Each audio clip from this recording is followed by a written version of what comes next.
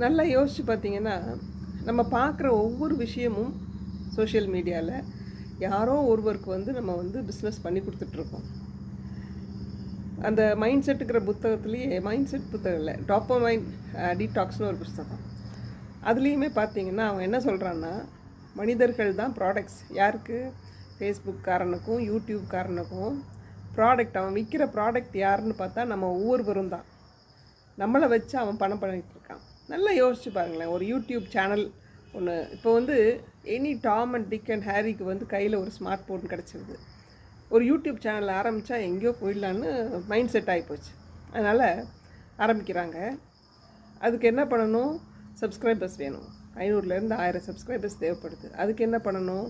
அவனே ஐடியாவும் கொடுக்குறான். யூடியூப்லேயே பார்த்திங்கன்னா என்ன சர்ச் பண்ணாலும் அதுக்கான கண்டென்ட் வருது.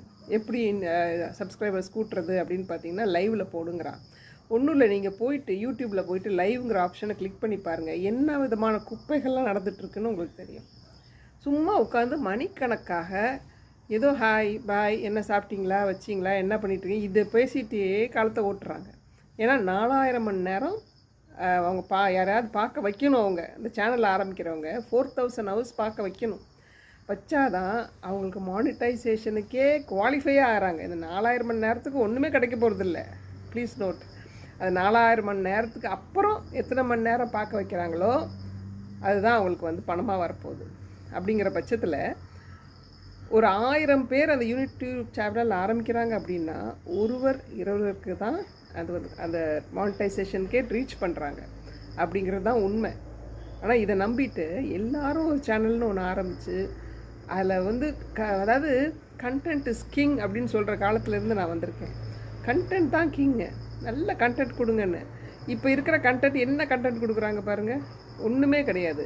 சும்மா லைக்ஸ் வேணும், சப்ஸ்கிரிப்ஷன் வேணும் அப்படின்னு சொல்லிட்டு ஒரு விஷயத்தை அப்படியே ப்ளோ அப் பண்ணி வியூவர்ஸை பார்க்க வச்சு நம்மளை மதிமயங்க வச்சு மண்டே செலவு செஞ்சு நம்மளை இதிலே உட்கார வைக்கிறாங்க.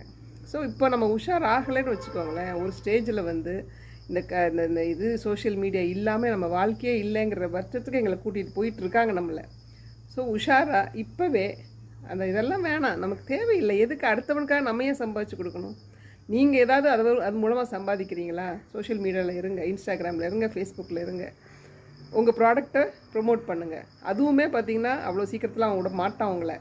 அதனால் உஷாராக இருங்க, பொழைச்சிக்கோங்க. நல்ல விஷயங்களை பற்றி திங்க் பண்ணுங்கள். 4 இடத்த சுற்றி பாருங்கள். அந்த பணத்தை வச்சு ஜாலியாக இருங்க, என்ஜாய் பண்ணுங்கள்.